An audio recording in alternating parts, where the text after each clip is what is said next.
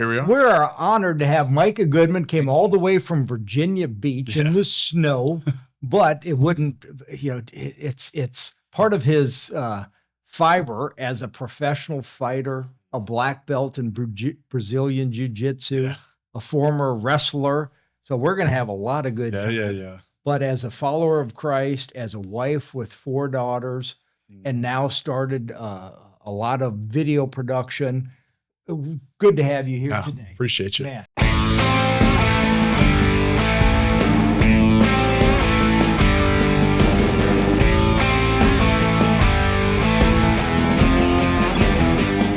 Thank you for coming. Appreciate you. Yeah, excited to be here. So you were following Charlie Kirk, and tell me about that transition to where you are now. You got lots of people and you got lots of good stuff coming out. We appreciate it. Yeah. So I had never made any type of political commentary or anything. I'd had an Instagram and just had, friends and family on it back from when I used to fight professionally. And a buddy sent me a video one day of Charlie Kirk, and I'd watched hundreds of hours of his content. And I'm like, oh, he's probably getting ready to make some really great point. And then he got killed. And immediately, my first thought was like, I am so beyond angry right now. And as a fighter, as a young man that has got lots of good technique and a lot of ability, right? You kind of want to do what we naturally do. Yeah. That was kind of my first instinct, is to go that route. But then being a follower of Christ, we redirect those things to something better. So not that there isn't a time and place for that. So immediately I just was like, I had to do something. And my wife was with me and I said, I have to do something. And she goes, well, what do you want to do? I said, I have no idea. I don't know what to do. So, I was like, I'm just going to start walking up and down the Virginia Beach boardwalk with a flag. And I'm just going to start recording my thoughts. Started doing that. Some of it went, kind of mini viral. There's no like set number for where it reaches viral, but it got a lot of attention. And then we were like, wow, people are listening. So I said, I need to do something more than this. I need to keep it going. So then I went to New York. More of it kind of blew up. And I said, if we're able to be effective in what's happening with the culture in America, with the young people, with everything that we're seeing, and our biggest advocate of that is now dead. And we always think somebody else will do this. Somebody else will take up that shield. Somebody else will carry things forward. And we never look at ourselves. And that was me for a long time. I literally just started doing this.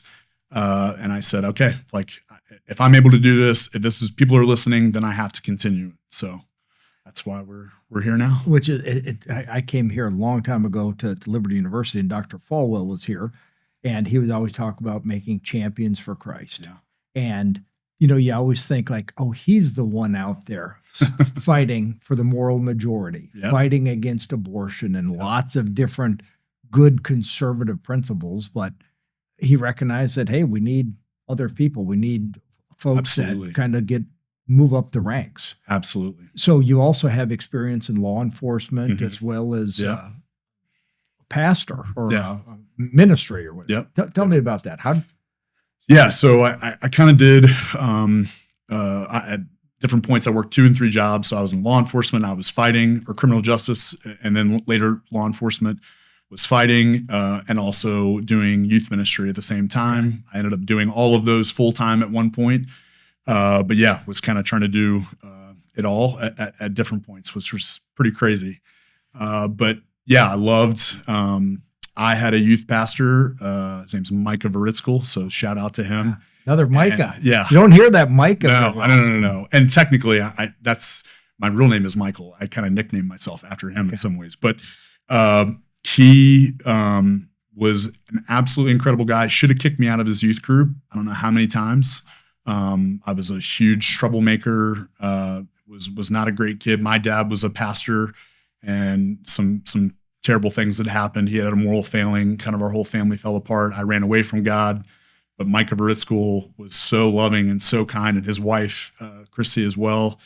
So I fell in love with youth ministry when I was a kid, even though I wasn't really in love with God at the time. I loved watching the way they lived their lives. I loved all of that. So then later, when I fully devoted myself to God, and I was like, man, I really want to do what they did. I want to do youth ministry. So that's kind of how that came about. And I loved it. I did it for close to a decade, and loved it. Yeah. It's amazing the impact that we have, that people have on us, or we have on others. And we always underestimate the impact that we have on others, and kind of not overestimate. We see the impact that they have on us, but then we kind of think, what I do, it's not really going to matter. Yeah. And it does. Yeah. And we don't do it for notoriety of that, but we do it because we're supposed to. Yeah. And we're supposed to be faithful. And that's done with when the right motives are there, of saying, man, I see how much impact people have had on my life. I know what it can do. I know the impact that I can now have on others. It's this beautiful understanding of the gospel, really, too. Yeah. It's understanding what Jesus did. Now we can do the same. And so you got in some trouble as a kid, and then started going to wrestling or jiu-jitsu, and tell me about that. Yeah, I've started wrestling a little bit my freshman year. Always wanted to, and then I got incarcerated for pretty much almost my entire freshman year. And that's really when I was locked up. I really had this encounter with God. I had a lot. I should ask, but it wasn't because you killed a podcast host or something. No. It was all the people that ran the podcast. Yeah. No, I'm just kidding. So you just choked out. Yeah. Back. Don't worry. But I had gotten in a significant amount of trouble, and was so angry and was such a victim, and thought that the world owed me something, and thought that I was allowed to do whatever I wanted to do. And I was 14 when I got incarcerated. I turned 15 in that time, but I had just a moment where I was inside of a cell by myself, and my life forever changed. Nice. You kind of hear people say, like, God just did this one thing, and sometimes I feel like it's an over-exaggeration, there's this sanctification process. But for me, it really was a massive heart turn in one moment. I hadn't smiled at my mom in years, and my mom had seen me, and then I smiled at her, and she lost it. She just immediately started crying. She's like, I hadn't seen you smile and I don't know how long. And he softened my heart and changed, my perspective on myself. I had never felt in one moment so much love and so much conviction simultaneously. Wow. Which, people that don't understand the gospel, they would hear that and they think those two things can't coexist, but that he is, Jesus makes both of those things coexist. And I felt the justice. I felt what I had done was so wrong. And then I also felt the overwhelming sense that he was there, and that he was present, and that there was hope for my life. When there wasn't a lot of evidence of that at the time, I had hope for the first time, and it forever changed my life. So a guard who was actually in there started kind of mentoring me, because he was a Christian.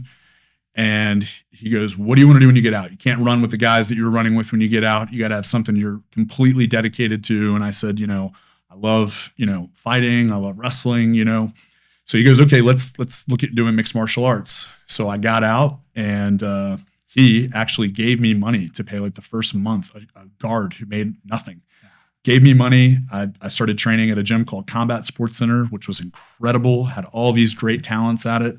And I was this kid fresh out of jail, juvie, and started training and never looked back. Wow. Fell in love with it, met the most incredible people throughout that time, and it has absolutely shaped so much of who I am. Ultimately, Jesus has done that, but what he uses and the people that he puts in your life and the experiences that come along with that, I would not be anybody close to who I am now without fighting. And a little later, we'll talk about some political involvement and stuff, but so many times you see so many leftists say, oh, you can't have consequences. But those consequences that you went through were hard. I'm sure it's hard being there, but guess what? But justified. Look at justified and hard, but what if you wouldn't have done that? I 1,000% would have stayed on the same path that I was on. And this argument that we were talking about this a little bit before, but hurt people is an understanding. It's not permission. So if someone hurts you, it's not permission for you to go do that to somebody else. So when someone says hurt people, it's not a justification. It's an understanding, because if it's a justification, then what Jeffrey Dahmer where do you draw the line and say, well, because you got hurt, it's no longer acceptable for you to hurt other people, even though that's the natural reason for why people do it. It doesn't make it acceptable. It doesn't make it okay. And I think a lot of times people look at criminals or they look at people that are broken and they say, we want to have pity and sympathy on them. But we're missing in our culture accountability, conviction, and someone saying, hey, what you did was not right. There's a consequence for that. And if we don't understand that, then we can't understand the gospel. And we think about how many people that were probably incarcerated with you at the time. And of this big population, very few probably have the similar experience. But just think about how impactful that is for you, your personal life, anybody you're going to impact going forward. And so many times they try to, let's give everybody back their voting rights, or let's, lots of things that are just nonsensical. But, I teach finance, and I always tell that some of my hardest things were the things that had the most impact on my life. I remember my freshman year in college, I lost to this kid. He beat me 11-2. I was a freshman, he was a junior. I wrestled him later that year, 3-2, and I was mad because I had back points, and to this day, so I lost. I wrestled him a third time that year in the finals of a tournament. Jeez. I tech faulted him. Oh my gosh! At the end of the thing, he said, "What did you do?" It was like, yeah, because I had my goal. That was my goal, but those losses. That's what made you. If I would have won, big deal. Yeah, a life without consequences. We're seeing this with young people. We're seeing it with this the participation medal, kind of culture, where there's no consequence, there's no learning, where there's no understanding of, hey, when I do this, it has an effect, and then we just think we're whimsically going through life, and it doesn't matter, it doesn't matter what I do.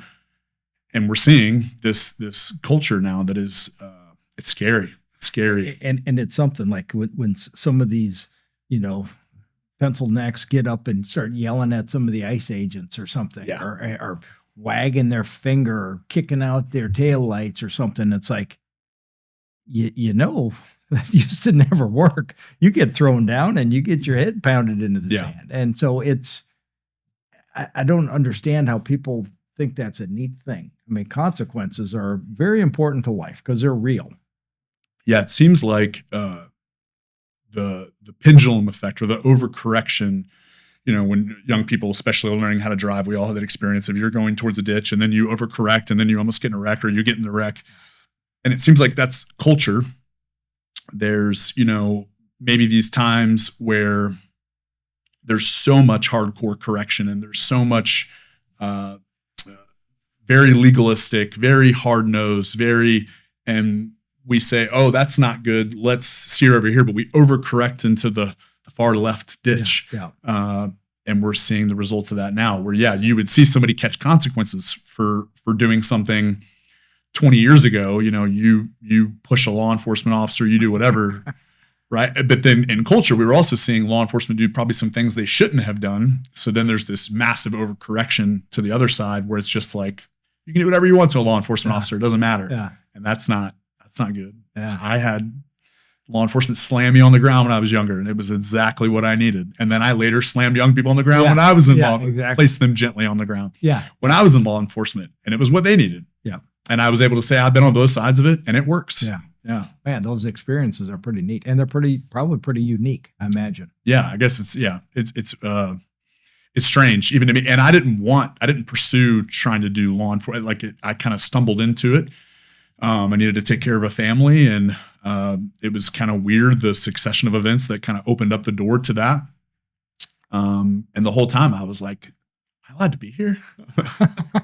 But all my record had gotten expunged when I was a judge. I'd worked my butt off to turn everything around, and restitution and tons of community service so that I could, as an adult, be able to enjoy the freedoms of. Just think of how little you would have thought of that if somebody just said, "Okay, no problem." But you had to actually have time. You had to have conviction. You had to have some changes that have occurred. And I also had incredible, my grandfather, who was an absolutely amazing man. My mom's dad, he was a pastor, started planting churches in California all the way to Virginia.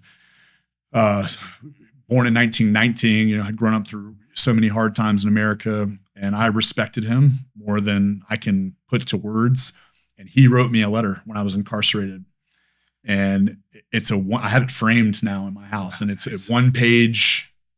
If you were to read it, you wouldn't think anything's incredible about it. But it was life-changing for me, So I had what a lot of those other guys probably didn't have that were locked up. I had family members that loved me. I had a lot that didn't trust me anymore for good reason. Yeah. But I had family members that loved me and weren't just going to sit back and do nothing. A lot of them did, but I can say for sure I wouldn't be who I am without those experiences either, family members. Yeah. And you mentioned as well as the guard. Yeah. So that was somebody that had nothing to do with Absolutely. Your boss. That was somebody who happened to be placed there and being faithful to their position and faithful to Christ and saying, hey, here's a person that I can help because I'm happen to be here. Absolutely. You talked about your youth pastor. Yeah. It was a person that wasn't family. It was somebody that recognized the impact that Christ had on him and could help impact others. Absolutely. And now you have that same thing that you've seen something that you deserve bad stuff, but you've been given grace, kind of like the Apostle Paul. It's like, and now you can forgive and you can help. And man, that's good. I'm looking forward to watching your things explode. In the future. Appreciate that. Yeah, we'll see what it does. But I mean, however God uses you, and so you have the background. So now fighting in Brazilian Jiu-Jitsu, how did that help frame some of your maybe political views today? Yeah. Well, I think for starters, I had zero self-esteem. I was extremely insecure. I was a beanpole 15-year-old. So the first offense about the pencil neck that I talked about. No. I was 100% a skinny little runt, and had gotten tons of fights and stuff, but the first time I ever went against somebody that was trained, it was embarrassing. They in every facet, from striking to wrestling to Brazilian Jiu-Jitsu, they just completely, and I was all adults. So I was like this little 15-year-old skinny kid, and all these adults were like, "We've just adopted you as our little brother." Yeah. And they all just beat the mess out of me. Nice. And and that's back to love too, isn't it? 100%. Because if you don't care about somebody, go on. But if you care about somebody, you want to help them improve. There's going to be friction. Yes. There's going to be accountability, and there's going to be they're going to tell you the truth. Yeah. And the truth hurts sometimes, but it also it'll set you free. So anyway, these guys really started pounding on me, but it shaped who I was, and I loved it so much. I hated it some days. I would sit in the bath. I got my nose broken one time. I'm sitting there in the bathroom crying, feeling sorry for myself. And my boxing coach comes in and resets my nose, and I slide down the wall, and I'm like, So some of the days I wanted to quit, but I loved it. I kept on coming back, and it shaped a lot of my worldview. Okay.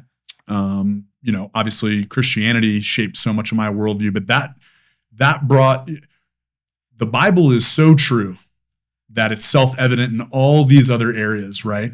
So you'll start to see when you really look at something, fighting is one of the realest things that you can do. There's no fluff. You can't mask certain things. There's real consequences. There's real outcomes. So I think all of that truth in my life shaped a lot of my worldview, my political beliefs, and the courage to stand up for something. I think you were talking about that guy who you had lost to, and then the courage to come back. And I'm gonna, a lot of guys lose, and they just say, well, I have to wrestle this guy again. He's already beat me. Whatever. You made your decision me the first time. Yeah. And then lost second time closer, and then you end up tech falling him. Yeah. So that and we were talking about how losses, like that shapes so much. And two, when you see on a team, on a wrestling team, you're like, well, that's the guy. That's the guy that wins, that's the guy. But then all of a sudden you start to get good, and now you're the guy. So I think all of those combat sports experiences shaped, it's okay for me to be the guy. It doesn't mean that I'm trying to taking myself seriously. It doesn't mean that I'm trying to make it all about me, which I'm sure it's easy to think that, and you'll get accused of that very quickly as soon as you start trying to make your voice known. But you just have to say, it's okay for me to be the guy. It's okay for me to be a leader in this area, and I'm not going to apologize for it. And I'm not going to, sit there and try to puff yourself up or try to put yourself down. You just say, hey, this is the position. No one's filling it in this way right now. I'm going to fill it. I'm going to take it. I'm going to be the guy on the team that wins. So what were some of the things that you enjoyed about Charlie Kirk? I mean, some of the things that were really captivating. I caught on to him. You obviously have studied a lot more than just a few months since he's been deceased. So, yeah, so I was terrible at school. In my senior year, like with a week left or something, my guidance counselor said, "Do you know that your GPA is the lowest possible GPA to pass high school?" And I said, "What's a GPA?" Yeah. And she looked at me and she's like, "You're being serious?" I was like, "Yes." I was dyslexic, had dysgraphia, short-term memory problem, all this kind of, I hated school. So I grew up hating education in any way, shape, or form. I went to the school of hard knocks and started fighting. But when I got married when I was 20. I had kids really young. I had my first at 22. And somewhere I started saying, well, what's my position on things? Like, what do I think about the world? How do I conduct myself as a man? And I'd watch John Wayne movies and I'd be like, be like that. What do I do? How do I act? When I put myself in a situation, how do I respond to it? And I started thinking about all that. And I was like, I don't really know what I believe. I don't really know what I think. I had these ideas, but they're very surface level. So that's around the time first time I ever read the Bible on my own was around 22, 23. And so many of my qualms with church, I thought that Jesus would echo all those same problems, that the things that I didn't like about churches, I would see, he told them to do that. Well, I saw the opposite. I started reading it. I was like, wait a minute, Jesus agrees with me, or I agree with him on a lot of the things that I don't like about Christianity, and was blown away by that. And then I started listening to people. I started listening to people like Frank Turek. I started listening to voices that I could find on YouTube or whatever, and it didn't take me long to stumble across, and I think this is probably 10 years before he died, I stumbled across Charlie Kirk. Okay. And was just blown away. And he started to put ideas that I had that I was still fleshing out. He was putting well thought out arguments to those things. And I was like, oh, like that makes sense. And then that made me want to study more. So I started studying the Constitution. I started studying the Declaration of Independence, the Bill of Rights. The iron sharpened iron, not just in fighting and wrestling, but in understanding some of our founding documents, it sounds like. And man, it's like when you start to really understand those documents, and then you understand even the layers below, the Federalist Papers, or you read the colony constitutions that they had, you start to see this picture of the world and understanding what the founding fathers did and what they laid out. It's amazing. And you think about those Federalist Papers, that they were published in the newspaper. Crazy. So people are reading this in the newspaper. And this argument and this dialogue about how to, and we've already become a country. That in the newspaper today in our culture. I mean, you're looking at the, high and lowest, or the cartoons of Peanuts, or you're looking at who won this game. You're not debating major issues, but absolutely. Yeah. Everything is propaganda these days. So it's like hard to actually have something that would happen like that happen now. But you're able to find it in places like YouTube or whatever, where people like Charlie Kirk were talking. So it really started to form and shape a lot of my opinions. And then I just started to want to study on my own, and got around some good mentors that were like, you should read this book, or you should listen to this book, or you should do whatever. And I just started to fall in love with it. But still, all my views were very, private. Like I would talk to friends about it, and I have close friends, two of my best friends in my life. One is a conservative and one is a Democrat, and love both of those guys dearly. So we would talk about stuff, but I never really put any of those thoughts out there. I did what everybody else does, and I just said, well, that guy's got it. He'll take care of it, And I'm not trying to be Charlie Kirk, but I'm not trying to fill his shoes. I'm not trying to do anything like what he did, because I'm not him. I can't do what he does in any way, shape, or form. And he wasn't trying to do what he does either. No. I mean, he just was used and faithful, and God has you go for another one and another one. Well, be faithful. keep moving. And repeats, maybe this is something important for where we sit at Liberty University and a lot of young people that are probably looking at his life. And, I think of David right before he goes to fight Goliath, and Saul says, take my armor, do it this way. And David is confident enough to say, no, these things are not familiar to me. That's not my way of fighting. I'm not going to do it the way that you would do it. Even though you should be the one doing it, Saul, wink, wink, should be you. Yeah. You're the adult, you're the leader, you're taller than everybody else, not as tall as him, but you should be the one. Yeah. But David says, no, I'm going to do it the way that I do it. So I remember when Charlie Kirk died, not that it was that long ago, was killed, murdered, everyone was saying, who's going to be the next Charlie Kirk and who's going to do this? And it's unauthentic, and young leaders need to hear this. It's unauthentic for you to try to be like somebody else and try to do exactly what they do. Go do what you do. Yep. And when it's authentic, it'll catch on. Yeah.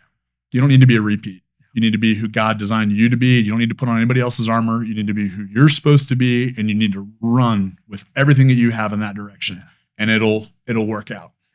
So in your study, have you ever done any of the Hillsdale courses? So, yes. Because I was listening at his memorial service, and it said, Charlie Kirk did 30-some classes, and it's like, I've done pretty much 37. I do the same.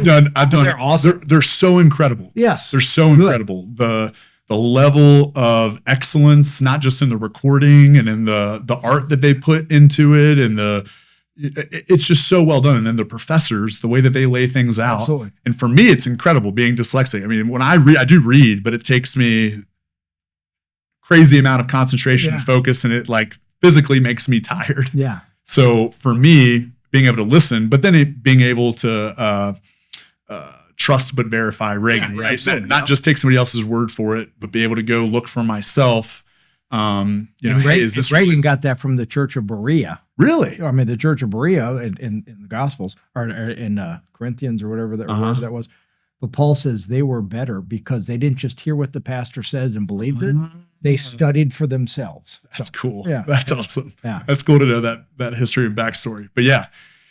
So, and America is very guilty of that right now. It's an uneducated population, but the most educated are really in these indoctrination systems, and they think that they're these extremely bright intellectuals, that they have it all understood, and it all comes down to your worldview. I think when your worldview comes through evolution, you think the reason why those things didn't work before is because we weren't evolved enough yet.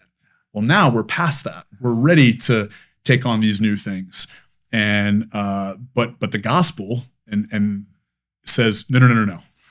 All men have fallen short. That's not going to change. You're not going to evolve yourself out of that. And there needs to be checks and balances in place to make sure that men can be held accountable.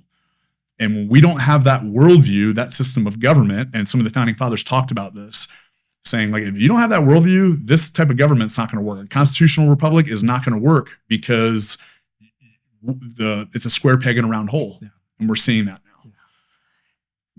Yeah. It's very interesting. We think we've evolved, and now we have, I'm a lot bigger than I should be, but when you have 20-year-old girls that outweigh me almost 2-to-1, that can't run them around the block. But we've evolved, I mean, it's like people can't spell their own name. And some of these things have been like, I don't know about that. I think you might be going backwards. Can you build a fire? Yeah. Can you gut a deer? Can you make something? Yeah. Can you, roast something? Can you, in a long form discussion, yes, unpack an intellectual thought? Yeah. Or can you just regurgitate? So what are some of the courses that you like the best? Obviously, had a bunch of them, but. Yeah, I mean, the Constitution. As a fighter, you're thinking about Athens and Sparta. Yeah. The Constitution 101 is something that everyone should do from Hillsdale College.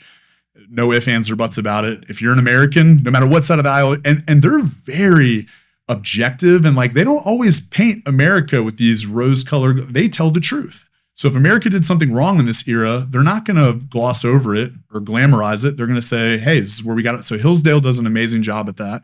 So I'd say Constitution 101. And it's interesting with the Constitution, somebody even dyslexic, you can read that in probably about 30 minutes. Yeah. It's not like a treatise or that you got to go through for I mean, it's a tiny little document. You look at our laws now. You look at the city of Lynchburg, our laws. You look at the way that they're written. Oh, so just for forever. only a lawyer could understand, and maybe not even then. Yeah.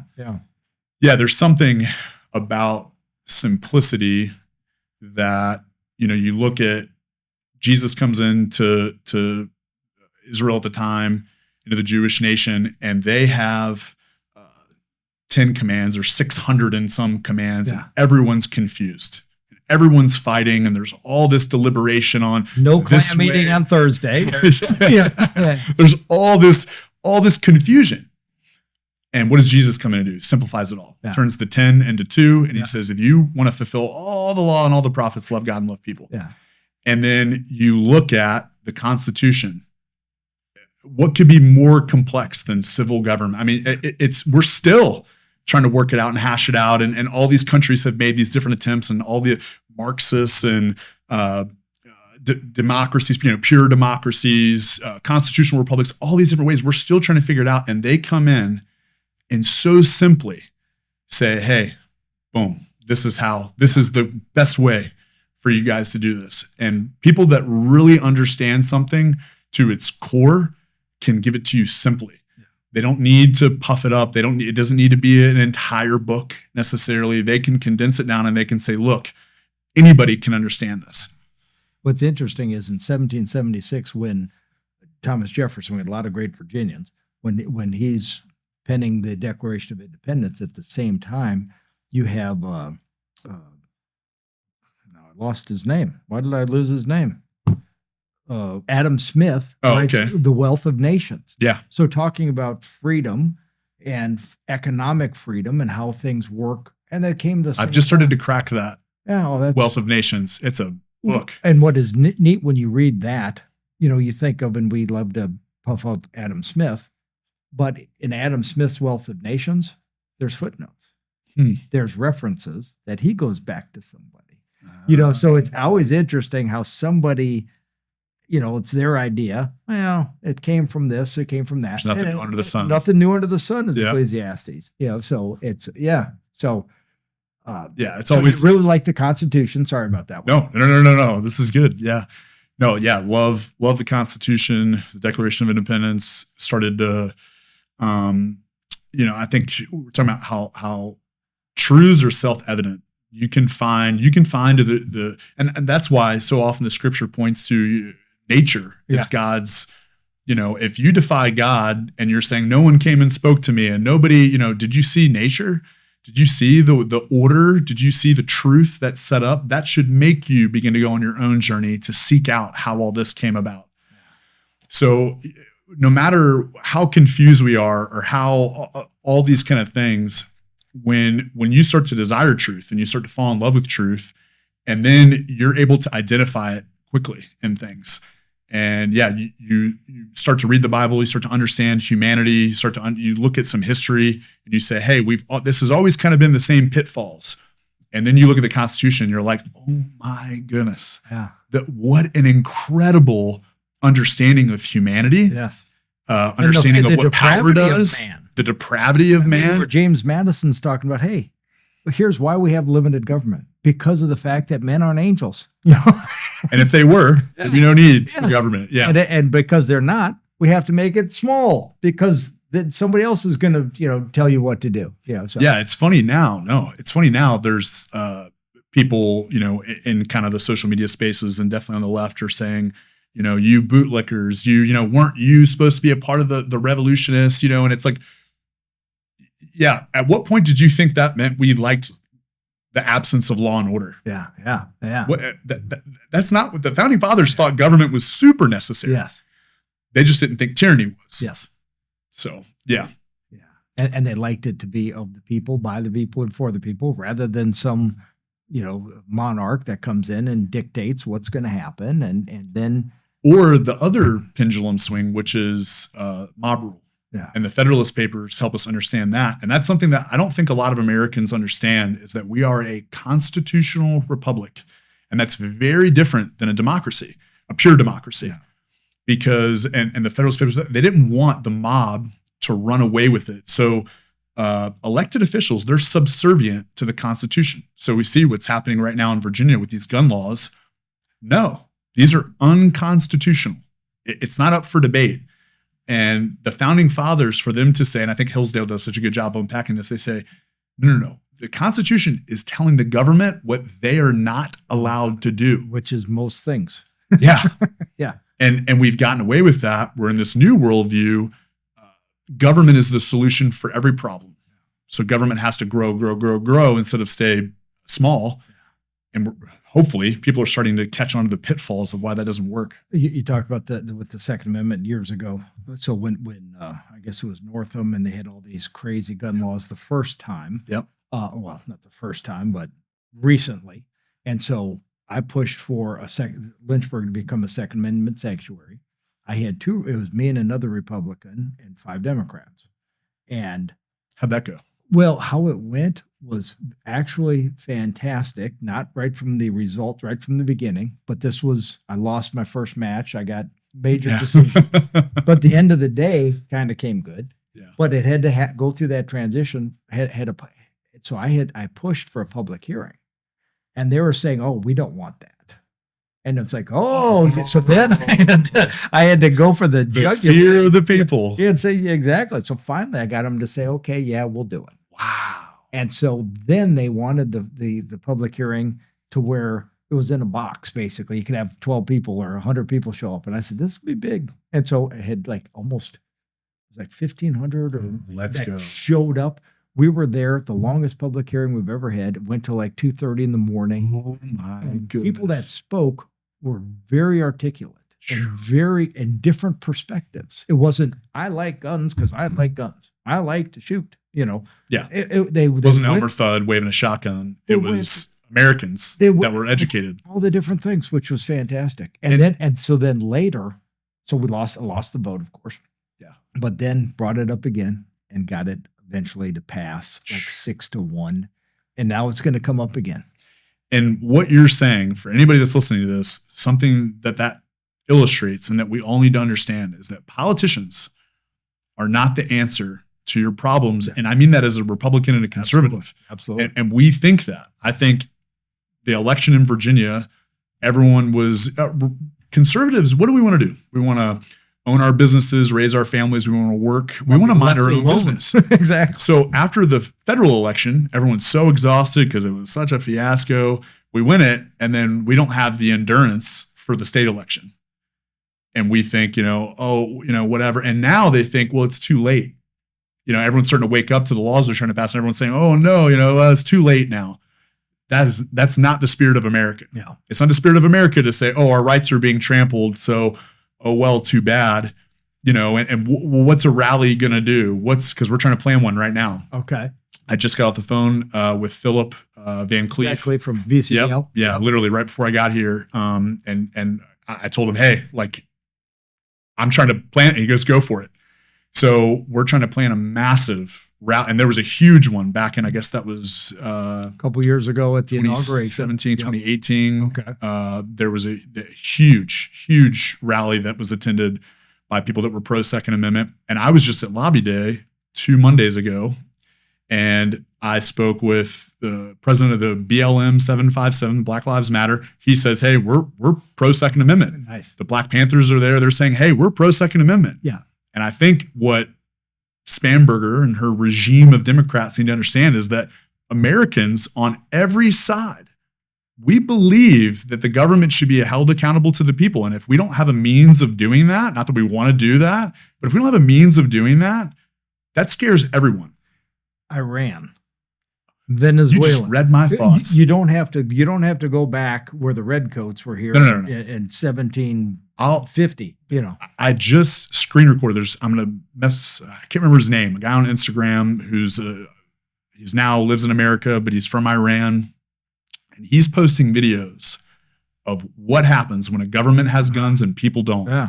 And it is beyond heartbreaking. I'm going to make a post about it and it's terrible. I mean, people with the back of their heads blown out. Super sad. But it needs to be a wake-up call to Americans that think, we'll have to worry about it in the next election. And I heard some of what Nick Freitas said on here. it's going to take at least 20 years to undo what they'll do in 2 years. It's a mess. We have to make as much possible noise now. Yes. And litigation is going to be the main thing. But if people think that they can just sit on the sidelines, if conservatives, Republicans, moderates can just sit on the sidelines of politics in the state of Virginia, look what just happened. We just lost the election. And if you think we'll just sit back for the next 4 years, no, we have to start to be loud now. And the example that you gave of 1,500 people showing up, that's what turns the tide. And it didn't turn the tide for the people that had their mind made up, because you can argue with somebody till they're blue in the face, and if they already think their way, they're not going to change. Yeah. But you change the people. Yep. And so we didn't change their hearts and change the minds of these Democrats, but we changed the people. And so we then elected Republicans that ran on that very issue. What's the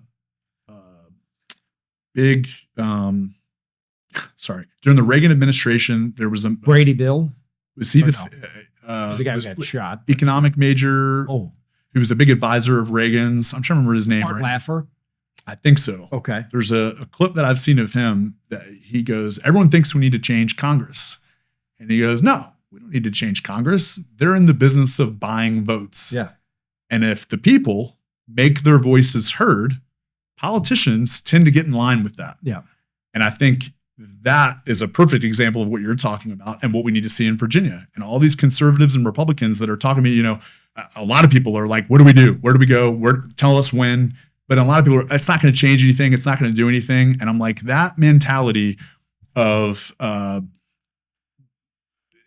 tolerating tyranny or tolerating the intolerant is such a dangerous mentality to have. And it's a long game. This one, for us to become a Second Amendment sanctuary in Lynchburg, it was a lot of years. Yeah. My beginning match versus the end of the year match, that was a little shorter, and that's great to see fruit. But all those things were not, Bible tells us that Paul planted, Apollos watered, but God gave the increase. Sometimes it's today, sometimes it's immediately, sometimes it's later. You have to be in it for the long haul. Yes. You have to know that this is a fight that's that beautiful quote that's right behind you by Ronald Reagan. Every generation, freedom is one generation away. Yeah. So this isn't just long haul in our time, but you also have to be raising your kids up in these things and for them to understand it. Because guess what? When you're gone, now you're passing the torch to them. And they have to be the ones now to pick up the fight. So it's not just long haul in our generation. We have to be thinking beyond that generationally and saying, this isn't just about Mother Teresa, somebody who changed the world so much. My favorite quote of hers, she says, if you want to change the world, go home and love your family. Yeah. And we underestimate parenting in this country like there's no tomorrow. And we don't think, we're so short-sighted. We need instant gratification.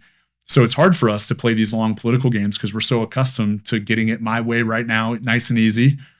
But then we have to be thinking, we have to program our thinking so much beyond just our time to where we're thinking generationally. And you think about the founders, the framers. Gosh, man. I mean, who would have thought of that? But when they wrote the Second Amendment, they wrote that just for the muskets at the time. Was that which the way you read that? Yeah. No, it's just for hunting, I think. Yeah, right? Oh, yeah, that's right. Yeah. Yeah. What's the quote? Society grows great when old men plant trees they know the shade with which they'll never enjoy. And those men were oaks. But how terrible would it be for us to celebrate the 250-year anniversary of our country just to lay down our freedoms willingly? Where is the spirit of revolution? Not to pick up arms, and I'm not trying to get myself in legal trouble right now. I'm not inciting a riot or anything like that. But the mentality of we'll just sit back and take it. Don't sit there and watch the Patriot on a Saturday night and get yourself all pumped up sitting inside your living room, and then you don't show up to vote. Yeah. You don't show up to a rally to stand up for your rights. And that's what we need. You think about how easy some of those things are today. I was so, thinking about the other day, maybe with Nick or somebody, but I was thinking, when somebody goes to vote, you use their paper, you borrow their pencil. All you do is go like this and slide it in the machine. Yeah, you're not having to say cut down a tree and build it and sand the wood or put lacquer or make something. You're just borrowing everything and show up for 5 minutes and vote. Yeah, you're not saying what's the quote? Our lives, our fortune, and our sacred honor. You're not having to do that. Yeah. Just show up and grab a pen and mark a box and do some research. They signed that at the end of the Declaration, Declaration of Independence. Yes, at the end of the Declaration of Independence, where they signed that, because they knew that by signing it, their businesses were going to be hurt. Absolutely. Lots of times I've had people that I tried to recruit to run for office. Oh, no, I can't do that because I'd lose some customers.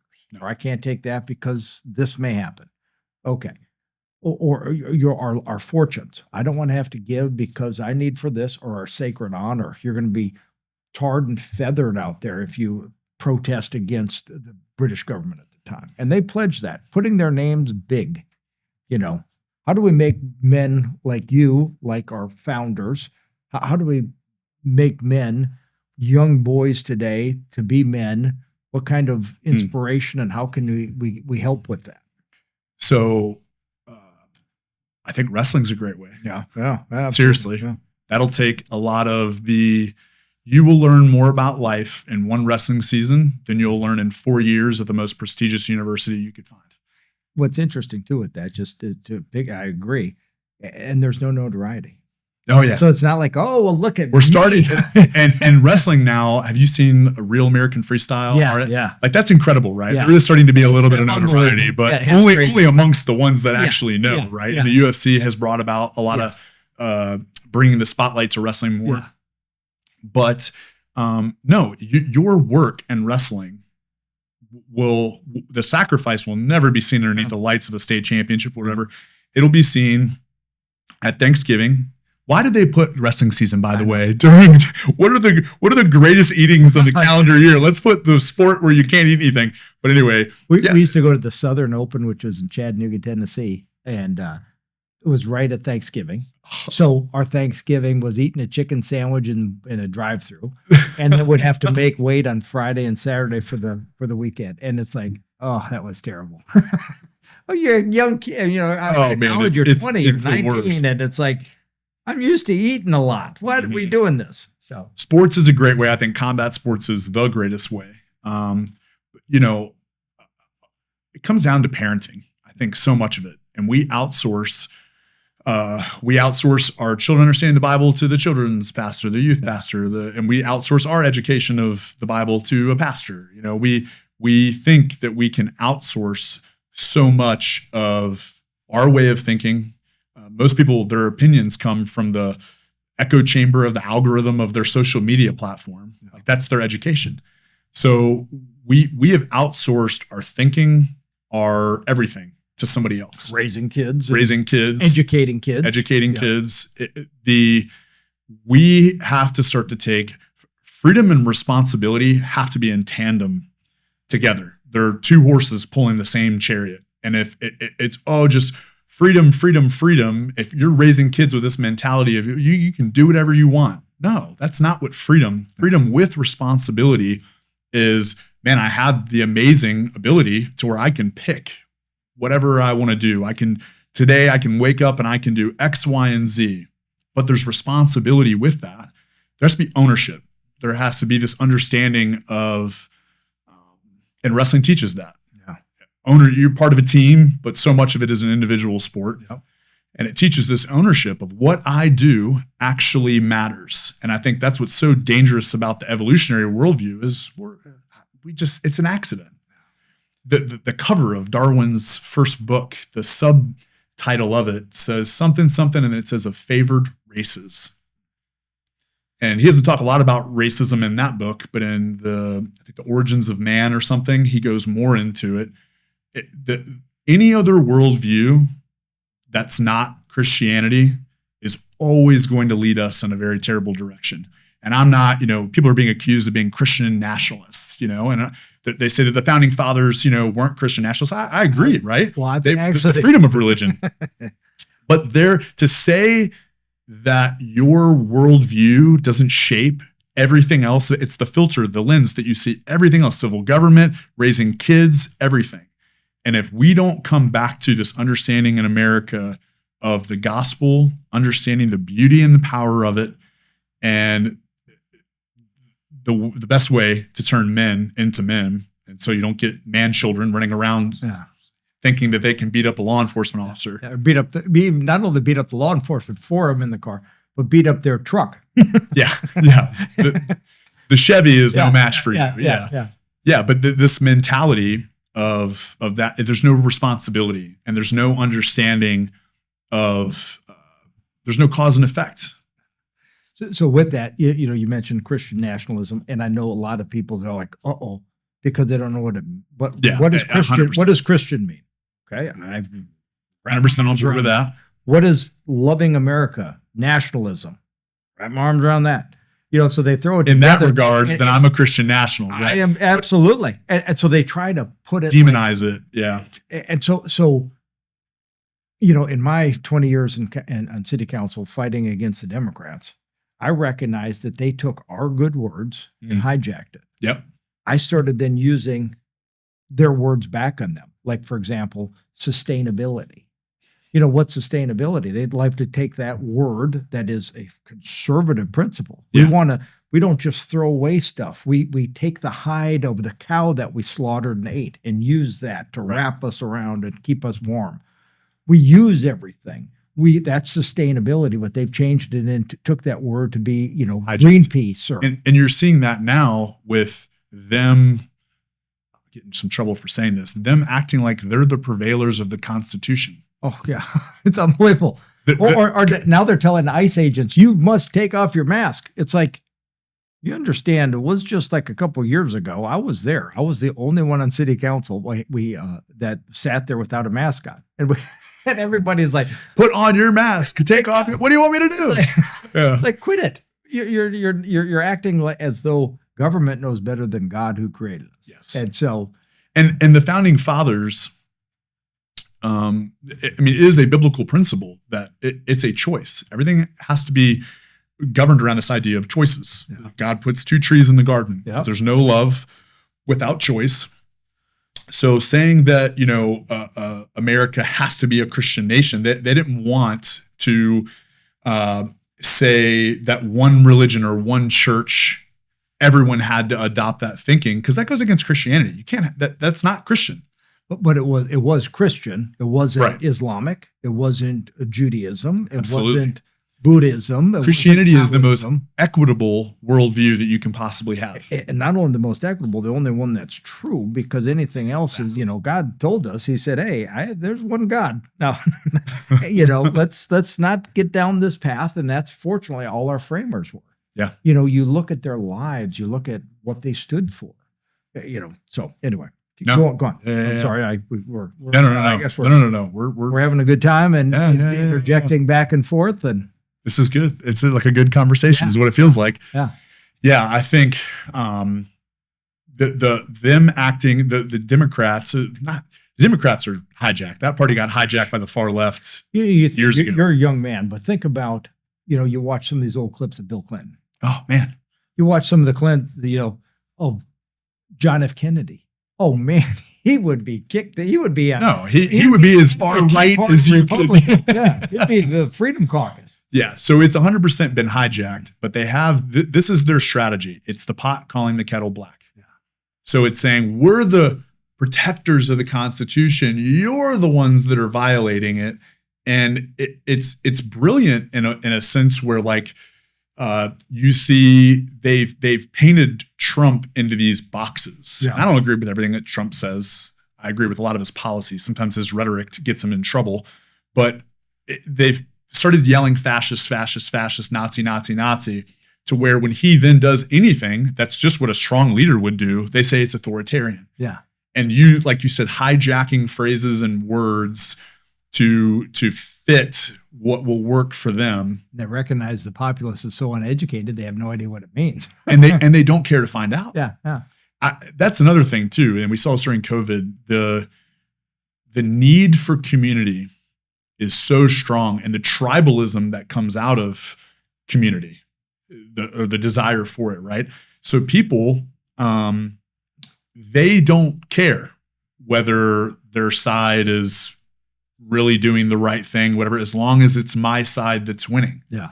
So I don't care to really study the Constitution at length. I don't really care to understand the arguments beyond the surface level. That's why you see some of these, now they're friends of mine, these reporters that are on social media. They do it for themselves, for their own channels. They'll go, Nick Shirley. Okay, yeah. I got to meet. Nice. I met him in New York, and he interviewed me. It was crazy. Oh, nice. And I was already this huge fan of him, and I was like, Nick, and he goes, why are you out here with an American flag? Because I'm standing in the middle of all these Palestinian protesters. Yeah. But all these guys, and they'll say, hey, so what do you think about this issue to a protester?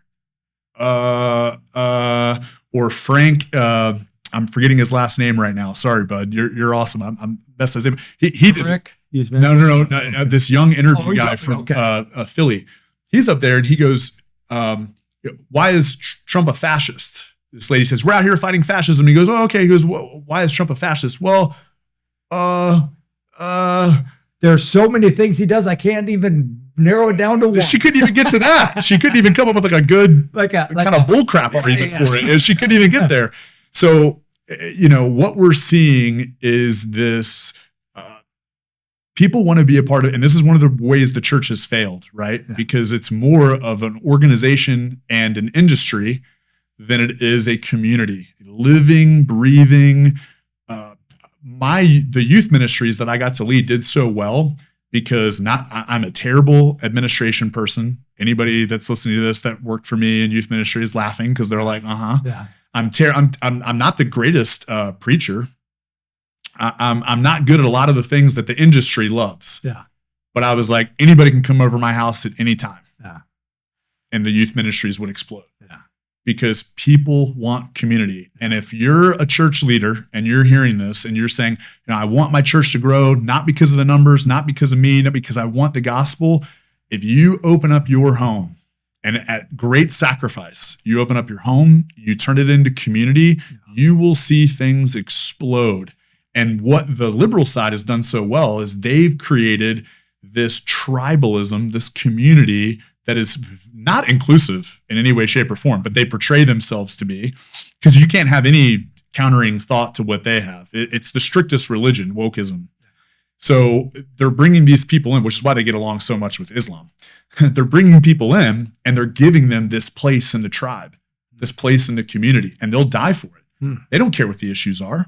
They don't care what the reasoning is or they don't even have a surface level understanding, most of them, but they get to be a part of something. Yeah. And that's the beauty of the gospel, is that God let us be a part of his mission and live in community with him. I mean, the intimacy that Jesus had to have with his followers, for them to be so close and to know all the human things about him. We've missed that in the church. Yeah. It's not about community anymore. It's about how many numbers and what does it look like on social media. And, I'll go to churches sometimes and I'm sitting there worshiping and someone has a camera pointed at my direction. I'm like, this is an intimate moment with me and God. It's not meant for you to put on social media to promote the brand. Yeah. And I think that's something where the church has really failed and where the far left has capitalized on this massive need for community and this massive need to be a part of something. Yeah. And we don't rally people. We're not good at that. In Minnesota, there's hundreds of thousands of people, I think, on the streets right now. But I'm going to try to get hundreds of thousands, if not millions, to come to the Capitol. Will they come? So what is that for? Tell me a little bit about that. I'm going to plan, me and my wife right now, she's already sent proposals to, I'm a terrible administration person too. Yeah, so whoever the appropriate channels that she sent proposals to for us to do hopefully a march. It's going to be a lot more expensive for a march. In Richmond? In Richmond. Or DC. Okay, Richmond. In Richmond. Sorry, the Virginia State Capitol. Okay. Coming down to these Second Amendment rights. Yes. Because we can have such unity on that with a lot of these people. Yeah. When I was just talking to Philip Van Cleef earlier, he was saying that there's a bunch of liberals and Democrats that are planning a lobby day for 2A. Oh, good. So, there's a lot of issues I would like to take on right now, but I think, and everyone would, with the government, the slaughter of innocence when it comes to abortion, all this kind of stuff. But if we can find unity on something, common ground on something like the Second Amendment, we all need to stand together. Yeah. And all the other arguments go away, our right to defend or have those arguments, if we don't have the means of protecting ourselves. Yeah. Because the Second Amendment wasn't for hunting. Yeah. Yeah. It was to protect ourselves against tyranny. So if we can find unity on that, yeah. So we're planning. We're in the process of trying to lock down dates, and we'll have to get funding and all that kind of stuff. Some of the projections I saw were like $45,000 for us to do a march starting at Monroe Park and march to the Capitol and then have a rally there. And they did this back in, I think, 2017, 2018, 2020, something like that. I just talked to some of the guys, Rob, I'm forgetting his last name, who was a part of that. And they're saying it's time for us to do it again and to do it even bigger. Yeah. So, and having, I know you preach or talk a lot about unity. And so that is a very nice thing to where we can agree and using those same terms. And it's not, they don't have to come our side on everything. It'd be nice if they could, but at least they are thinking as something and recognizing and seeing those modern day examples of just happening across some oceans right now. Absolutely. Just today. Absolutely. Yeah. Yesterday was a big day for a lot of the Second Amendment, anti-Second Amendment stuff that they're trying to push. And it's hard to even fathom being in a country like that, Who would have ever? Who would have ever thought about just at my home place of Minnesota, not far was that Minneapolis, and a few years ago in the George Floyd riot. Yeah. Me being in municipal government for a long time, when a person who is paying taxes for the police and the fire, they call 911. Hey, my building is burning, or I got rioters coming. Oh, sorry. Too bad. And they don't come. $2 billion worth of property burnt down. And the where you're paying taxes to, they never lifted a finger because they were letting them vent their rage. I lived in Baltimore when this is funny, right? Because everyone's saying Trump's doing all this unconstitutional stuff with the National Guard, right? Yeah. So I lived in Baltimore and I got off. I lived a mile from the Inner Harbor. I would get off and right at the Baltimore Orioles and Raven Stadium. Okay. And when the riots happened there, guess what? That terrible far right authoritarian Obama had the National Guard come to Baltimore. Yeah.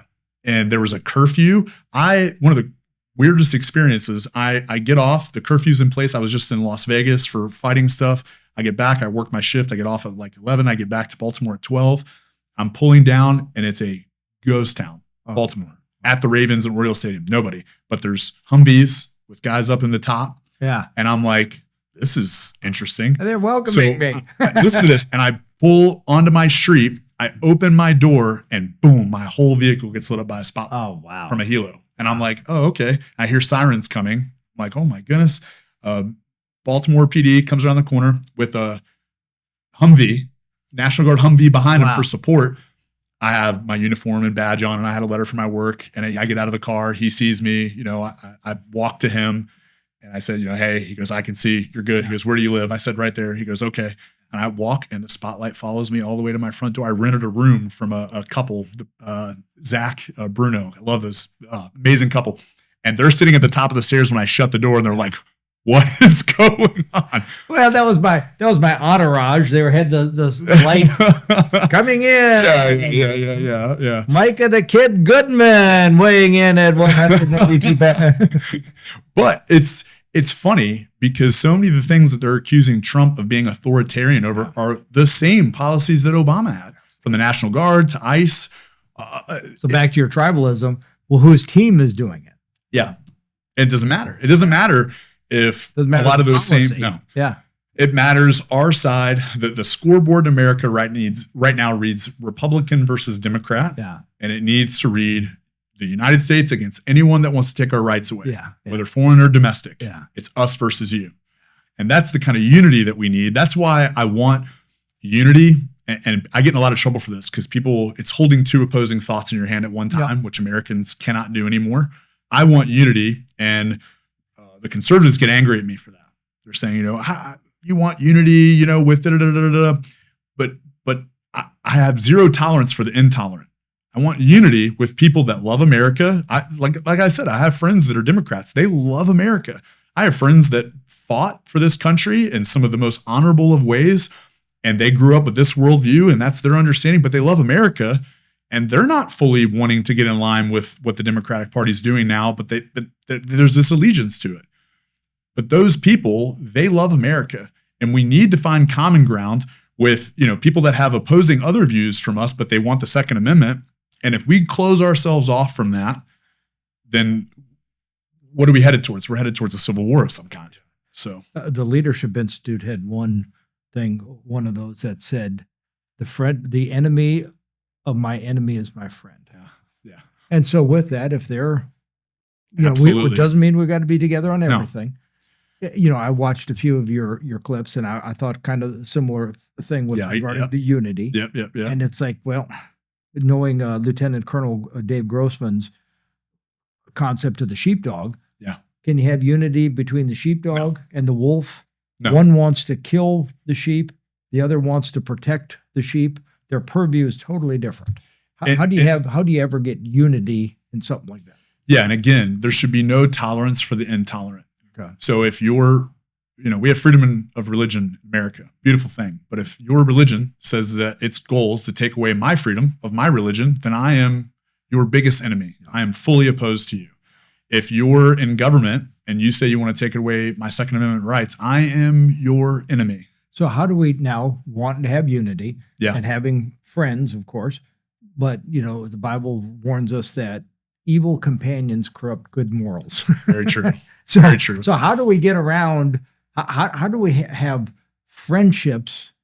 I look at that and it's like, I don't have many Democrat friends. I don't either. I have lots of acquaintances. I get along with everybody, but it's not somebody that I'm going to be in a foxhole with. It's not somebody that I want to be around because we have such a different view of everything. Right. You watch these videos of ICE. Oh, ICE is this. And it's like, you understand what they're doing. I mean, it's hard to even, I don't want to be around dumb people. And so I'm not just saying that they're all dumb. Right. I'm not going to say 98% of them are dumb. Absolutely. Maybe 99, but I may not go. Anyway, a lot of them, when you say that a man can be a woman because they want to. No. And you're totally violating anything with scripture. How do we become? Okay, so something that's happened in America too is we've become obsessed with identity. And when you attack an idea, someone sees that as an attack on their identity. That has to go away. So one thing that needs to be able to happen is we need to be able to oppose ideas and people not be able to see that as an opposition to their identity. So also, if we get to the point where we dehumanize the other side, well, that's how some of the worst atrocities in human history have happened. Yeah. And I saw when Charlie Kirk got killed, my immediate reaction was to get my rifle and go, right?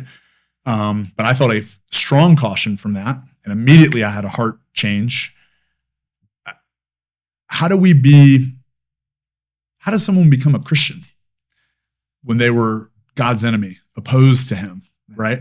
How do you have unity with someone like that? Well, you have compassion and you have love on them, or you love on them, right? So if these people are opposed to me ideologically, even though they don't fully understand some of their ideas, if I dehumanize them and I say, I don't want anything to do with you, you're an absolute idiot, I degrade you to the point of no return, well, I just reinforced their position, one, that I'm the tyrant that they say I am, but then two, where's the openness to have them see the light and say, hey, like some of this stuff that the left is pushing, I don't agree with, but Republicans are saying that I'm the enemy, I'm stuck. So we need to have unity in the sense of if you're a patriot, if you love America, you might have some different ideas, right? There can be civil disagreements where we attack each other's ideas without attacking each other's identity, where we can have this understanding where we can talk about things. But what I'm seeing and why I'm preaching unity is that I see a dehumanization of the other side. That's not the gospel. And that's scary to me. That's how, rightfully so, certain groups have been so opposed. People have been so opposed to them throughout human history, right? That's right. But, even you look at some of the propaganda that America created against Japanese people in the World War II era, and the terrible things that we said about the Japanese culture, right? We started to dehumanize them, and we started to justify some things that probably shouldn't have happened, or even just a mentality that wasn't good, even though they were fully our enemy. You know what it's like to be violent with someone but not hate them. Yeah. So I think with some of this stuff with unity is there an openness to hear the other side? Is there an openness to have dialogue with those that want it? And if there's not that, then we're at such an impasse that something worse is going to happen. Yeah, so you mentioned, in World War II and Japanese, and my dad actually fought in the Pacific. He Oh, was in man. is a B. No, that's a B. That's a B-20. He was a bomber? Yep, in a B-24 Liberator, bombing Japan, and so he was in the Pacific. And I'm not saying that shouldn't happen. No. Just yeah. But I'm looking back in the time frame, and I can appreciate that. So the Japanese really were. I mean, they would practice swordplay and practice their samurai sword by lopping the Chinese heads off, because Chinese, they could dehumanize them. They then kind of did similar things to the Americans and the American flyers, where if they would capture them, they would eat their livers. They would eat their livers. I mean, it's because that was some kind of neat thing. So that dehumanization is happening here. And so if you're if you and I are wrestling, and we're doing the legal rules of wrestling, right? And you're doing your Brazilian jiu-jitsu, grabbing my, give me a fish hook or grabbing my finger. Yeah. It's like, wait a minute, that's illegal. Yeah. Doesn't matter. You win. Right. And so how do you have one side playing by those lack of rules. Dehumanization rules, yeah. and the other side that is dehumanizing, and yet inspiring 19-year-old men to get back in that foxhole, even though that guy that you're trying to rescue, that Japanese who's wounded, actually only planted a hand grenade once you go to help him. Absolutely. Using your compassion. And now you and several of your mates are now lost their limbs or die. Yeah, maybe that was a bad example No. in some ways. But no, it's good. It's good dialogue, because I'm specifically thinking about some of the comics that were created, the depictions of Japanese people and some of that kind of stuff. And I think so. The difference, I guess, the Japanese Americans, and so you kind of as opposed to those that were still, they left Japan for a reason, because they didn't like that imperial authority. I mean, they didn't like to listen to the emperor. That was God, is what they saying it. Okay. Yeah. So there should be zero tolerance for the intolerant. There should be unity with those that want to tolerate our arguments. Yep. Those that want to find a way to come to the table, and those that love America. Yeah. Not just they say they love America, but their actions speak that truth. So I think I want unity with people that love America, even if they have a different political party. Because I know specifically, especially some older people, they were used to the JFK Democrat, and they think that's the way it still is. And I look at them and I say, it's not that way anymore. So Minnesota, which we'll talk about that in some of these things here in a minute. But when you look at all this stuff that's happening in Minnesota and the Minnesota Nice, there was lots of my folks both grew up on dairy farms, and they were part of the DFL, which is the Democratic Farmers League, which became the Democratic Party. Wow. So that was a big thing back then. And so it kind of morphed into the movement's gotten hijacked. But some people are still loyal to the name, but they don't understand that they changed. They don't understand that it's been hijacked by Marxism and by, communism, and it's being prevailed as like nice socialism right now. But read what Lenin said about socialism being the precursor to communism. Yeah, and you look about, it's crazy how so many times people don't realize that teams have changed, but the jerseys haven't. So, you have Abraham Lincoln, first Republican president who freed the slaves. And now, for some reason, a lot of black people are Democrats. 90% vote that regardless. What about, so anyway. They've controlled the language for so long. They've controlled the propaganda because they will stoop to levels that we want. Yeah. And how do you fight a war in any context, right, with honor and dignity? And how are you able to be violent with people while simultaneously not hating the very existence of who they are? And you having the rules and them not. Yeah. You doing jiu-jitsu and me doing wrestling. Right. Like, wait a minute, that's illegal. Yeah. And to be clear, I want unity with people that love America, even if they grew up with Democrat parents and they grew up hearing that this was the only way things should be, and now they're stuck in this place of not knowing what to make of it. And it's like, Specifically what I was seeing, especially when Charlie Kirk got killed, is, we need to slaughter. We need to do this. The conservative side saying that about Democrats. And I'm like, you got to be really careful heading in that direction, because at some point it's a point of no return. So I think that's where I didn't want us dehumanizing each other to the point where there's no coming back from it. Yeah. And that no one's willing to sit down with each other anymore. Because what did Charlie Kirk do? He sat down. He gave people the microphone that opposed him. And if we get to the point where we're saying we're never going to listen, and there is a point where we need to say, guess what? We're not going to listen anymore. And guess what? Our pastime, a lot of conservatives, is violence. Yeah.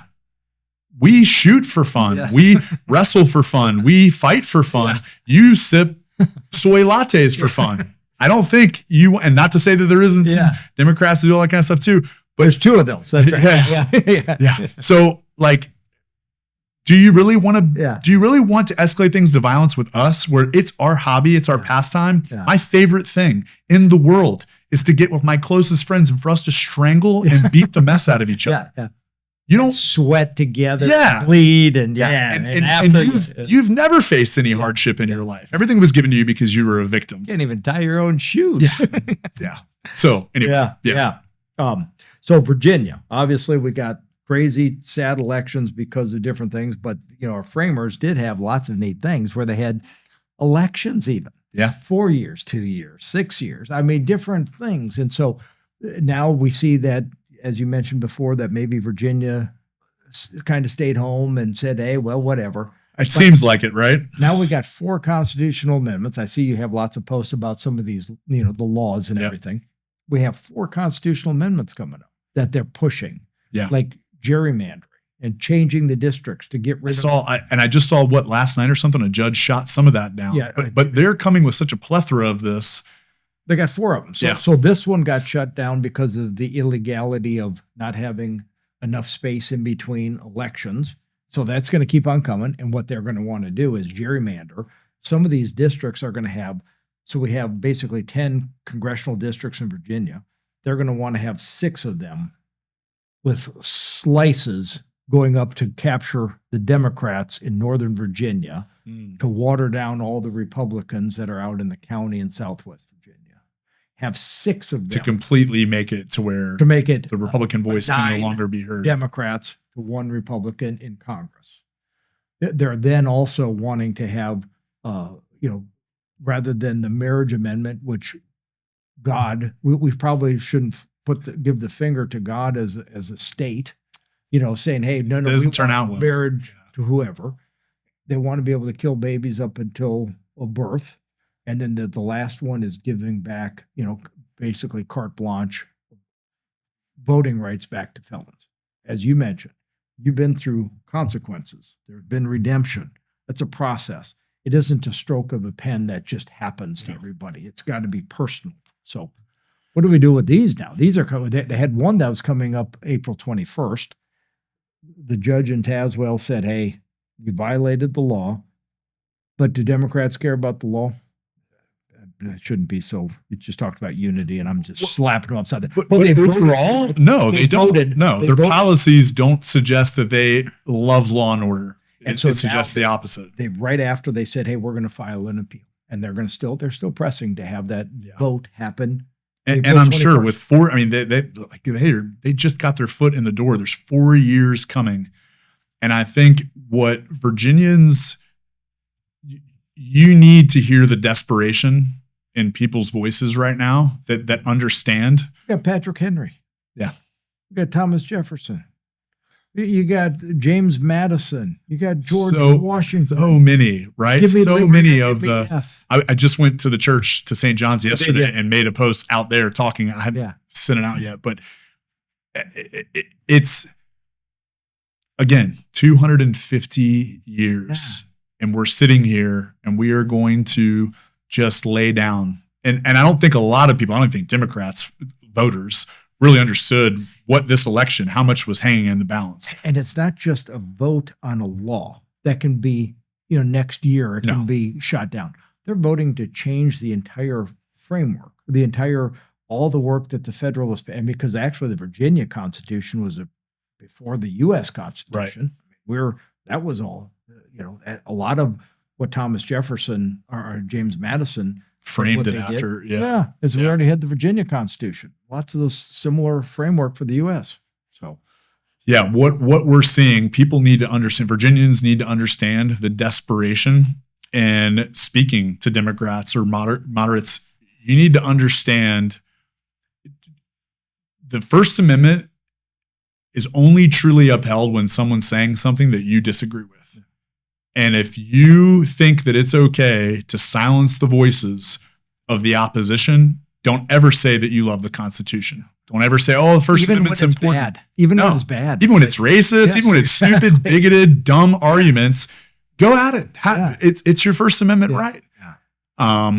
So what we're up against right now, people can't wrap it in a nice wrapping. They can't water it down for Virginians. They can't, it'd be really great to have everyone come out. No, you need to come out. Yeah. If you care about your generation, and definitely if you care about the coming generation, you have to become an activist is kind of the way the world would see you.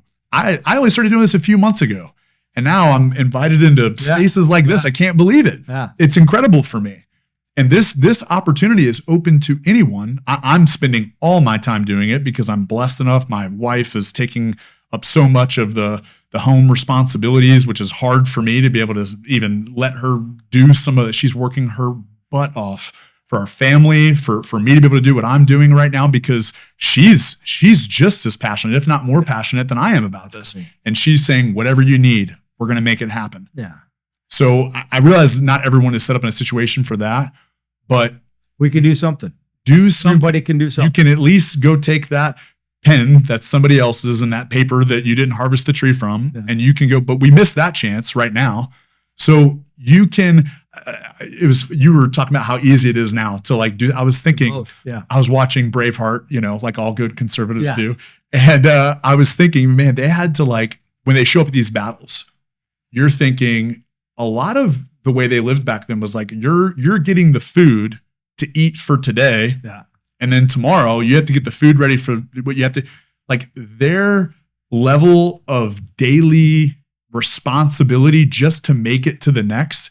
So when these guys say, we're going to go on the far other end of Scotland, we're going to leave our farms, we're going to leave our families, we're going to leave, and not just Scotland, just look throughout human history. Look at what's happening in Iran. Yeah. People are getting their heads literally blown out.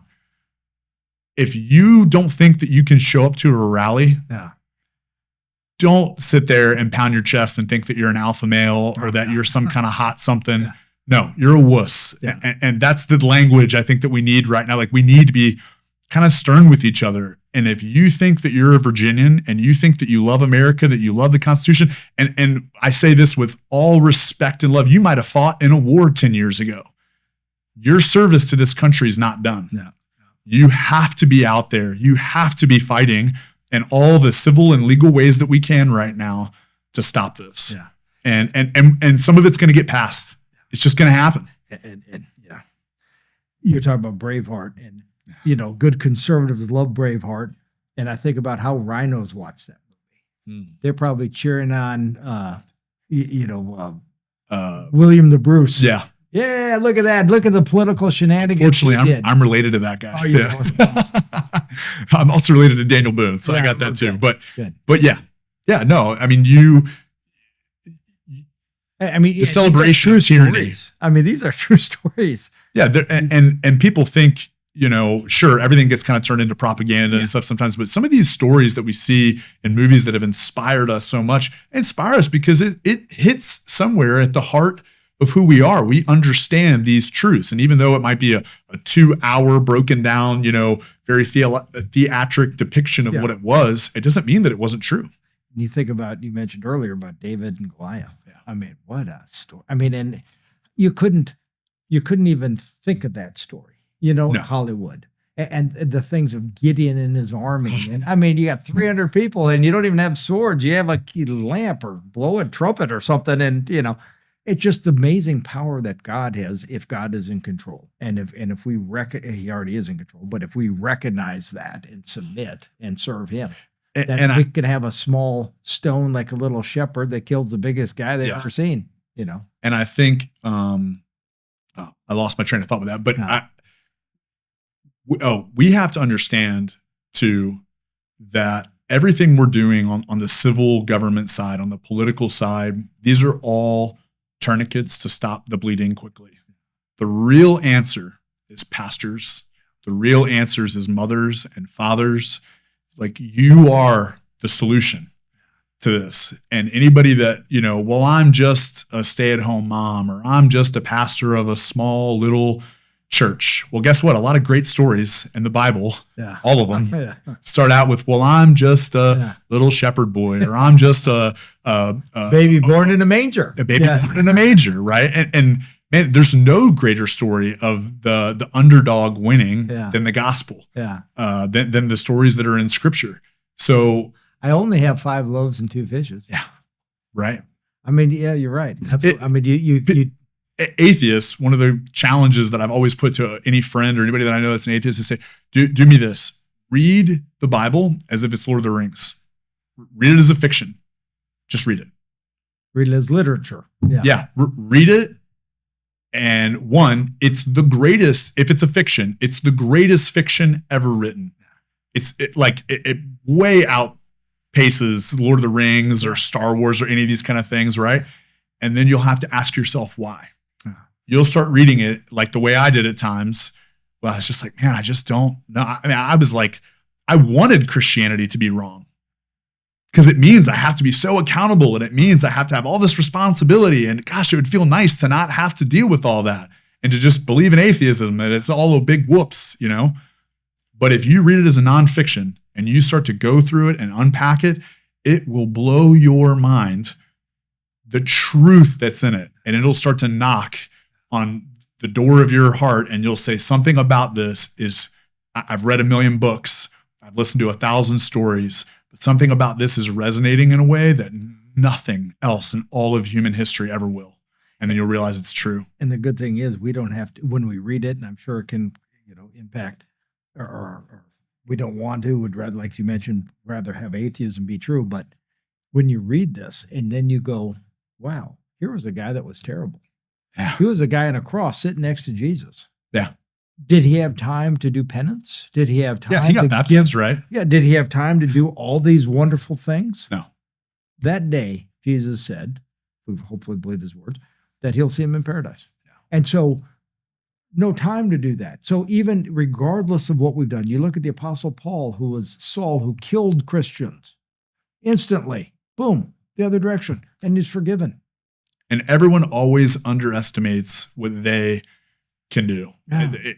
Everyone thinks, well, that person will take up the fight, and that person will do this thing or that thing.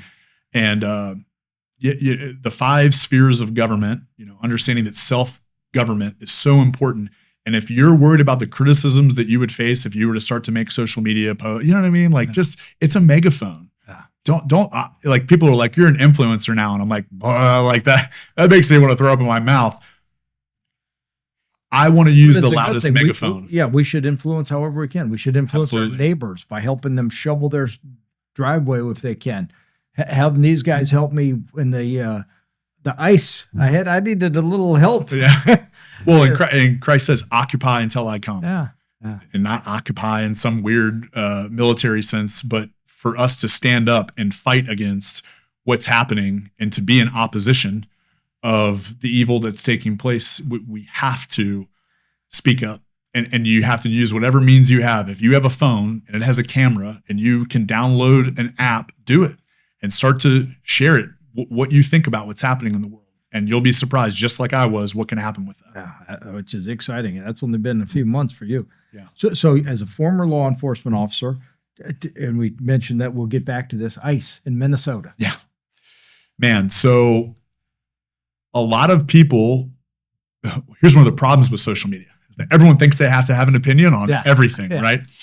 So we're seeing people that don't understand the Fourth Amendment, the Supreme Court case law that surrounds it, unpack these shootings that are, and we don't have the facts, especially this last one.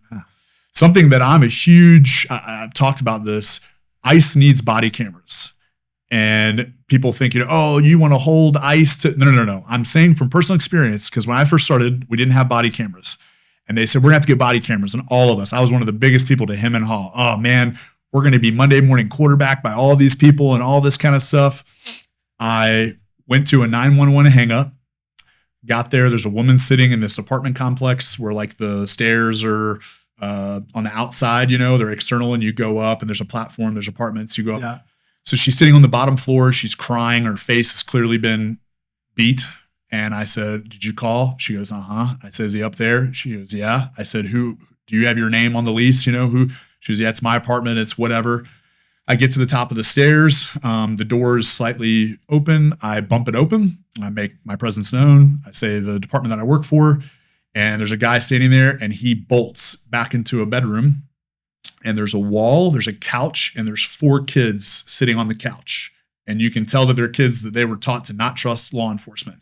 And he's on the other side of the wall. And I'm thinking, if rounds start coming through this wall right now, so I'm calling to these kids. I'm saying, guys, come on out. I say, okay, she's right downstairs, go talk to her. And I was pleading with them. Yeah. So I finally get them out. He comes out of the room with his hands instead of a backpack in the front.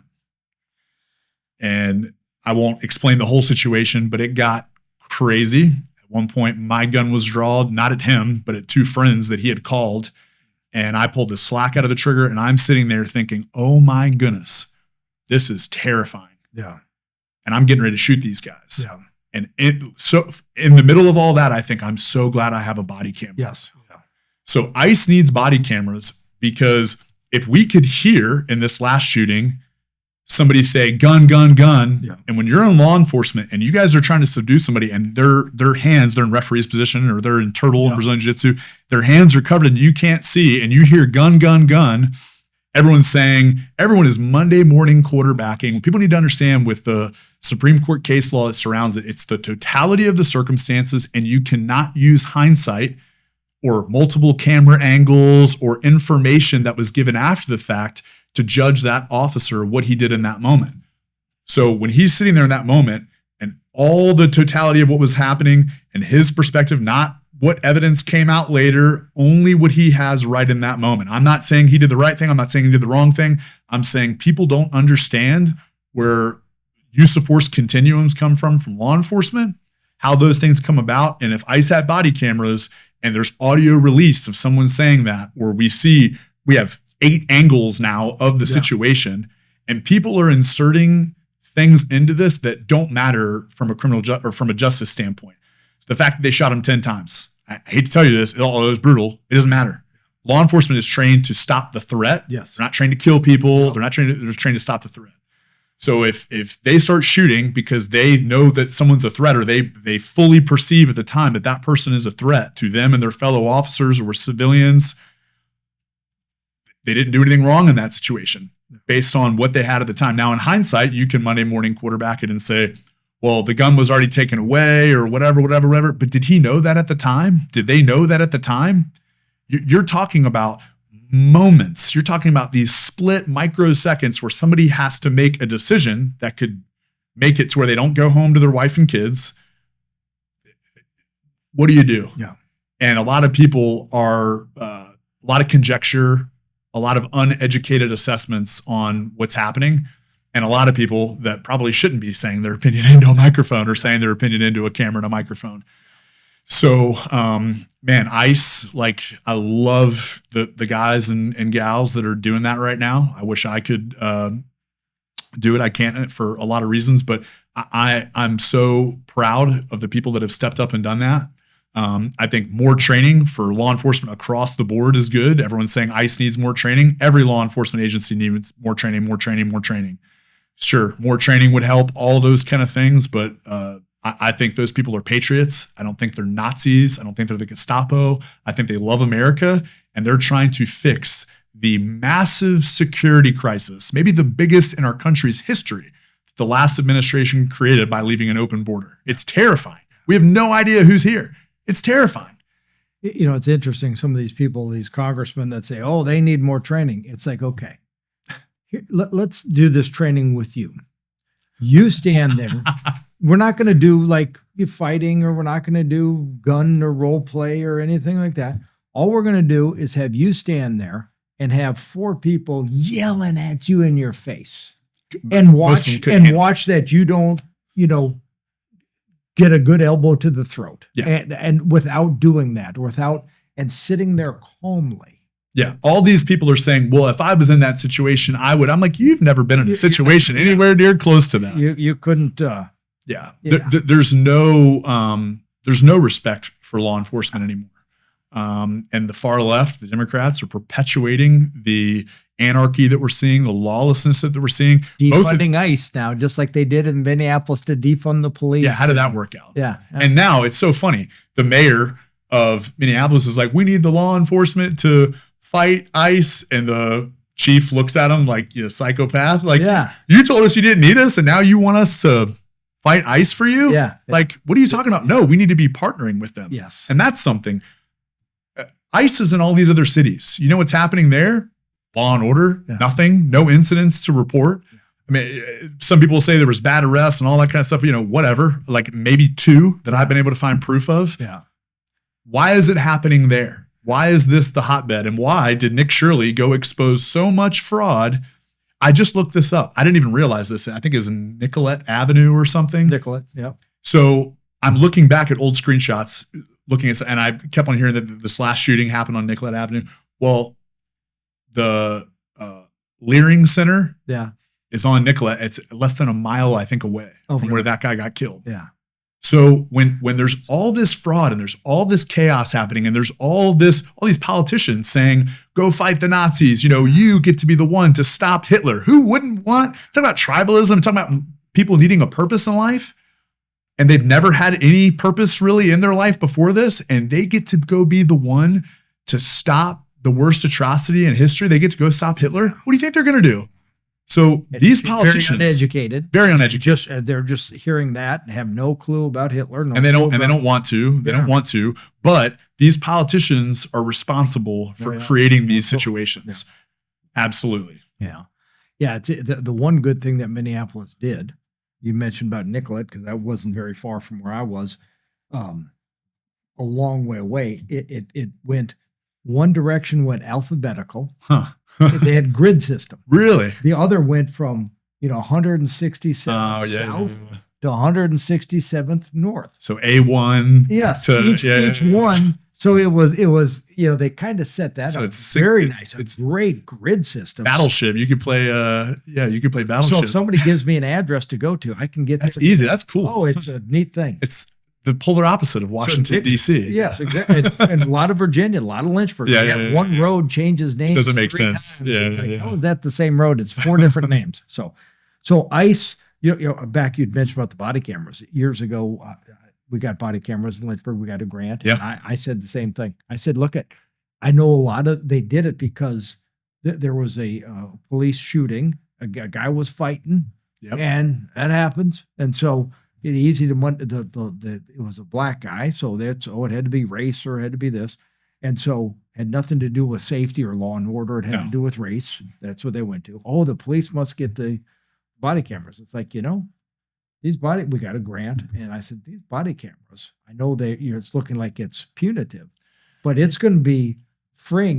People get it debunks the narratives. Yes, exactly. It counters the propaganda of saying that all police are racist or all this or that, whatever the argument is. And if every ICE officer is wearing a body camera, and when they say you did this and you did that, and it's this person's word, and that person goes to a media or Don Lemon or some idiot who's gonna then turn around and spin it into a story, and millions of people are gonna hear it and they're gonna take it as fact. No, if you had body cameras, you can say, actually, this is the evidence. This is exactly what happened, and it's not what you guys said it was. And the interesting thing about that was the second shooting wasn't ICE. Oh, really? Oh, was it? It was Border Patrol. Oh, okay, yeah. And so when they met, that's right. That's right. Yeah. And so when they met him, when he tried to he did kick out their tail. I saw that. I saw they just starting to release that now. That was ICE. And so, but anyway. And you mentioned about Don Lemon and now the church. So, let's connect those dots. So I was listening to, that church in Minnesota that they came into was not really a political church. It wasn't it's just a normal church. No, actually, they were Hitler. You didn't know this? Do your own thing. Jeez. And I heard one guy saying, that was actually pretty good. I'm glad nothing happened. But I agree. It's going to wake people. Instead of the perimeter where all the fighting happens, they're the squishy middle. And they came into the squishy middle. And now the people saying, oh, well, we were just minding our own business. Now they're coming after us. Hopefully other churches are going to say, you're in the the social or the whatever the societal squabble, whether you wanted to be or not, because you have an ideological side, and they don't like that, and they show contrary to yours, that's another thing. Speaking of churches and what pastors need to do, they need to have training for a lot of insurance. You can't say we have a security team. You have to say you have a safety team. Those guys need to train. And my experience has been a lot of the people that are in charge of safety teams at churches are the last person that you would ever want to be in charge of that. Yeah. So you need to find the cop who goes to your church. You need to find a former law enforcement or former military. And there needs to be training. There needs to be plans. There needs to be understanding of what's going to happen. They need to understand what self-defense looks like, what someone disturbing the peace or being disorderly looks like, what you are legally allowed to do as just a person, what you can do in those situations if someone marches inside of your church. And because sure, they just went in there and disrupted it this time.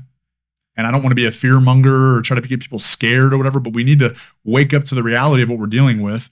If they come in there, next time they're not coming to scream, they're coming to do something worse. But if you don't have a plan coming in to scream is not allowed. No, none of it's allowed. If we're sitting here and somebody comes running down here, that isn't allowed. No. This is our private property. Absolutely. It's for a purpose. And they need to understand that you can do things to stop that. Yes. You absolutely can remove someone physically from that place.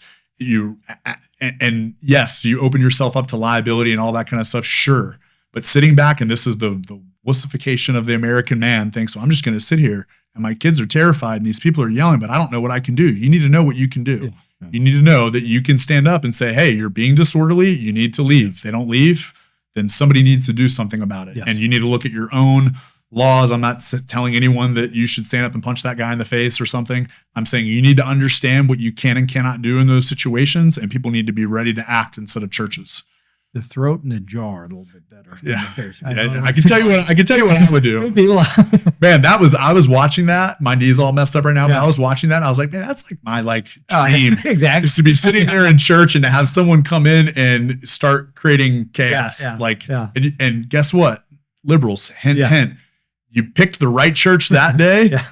One, now you alarmed everyone. So and now it's not going to be one guy standing up. It's going to be a team of one guy just like him. Yeah. And what they did was only prepare people now. Yes. And if you stepped into the wrong church that day, and I'm sure they were very understanding of what church they picked. I don't even know anything about that church. I'm not saying anything against it. I'm just saying they probably found out that no one was going to physically oppose them. It certainly wasn't a church like Dr. Falwell had Thomas Road back when he was living, and he was, that you kind of expect because he's fighting for the moral majority of the country. Absolutely. This is a church that's just, No, it's just good people that are just, I listened to one dad, it broke my heart. And he's saying, man, I just came here with my family to worship God today. Yeah. Like that we're allowed to do that. Yeah. Like what's going on? He's so confused.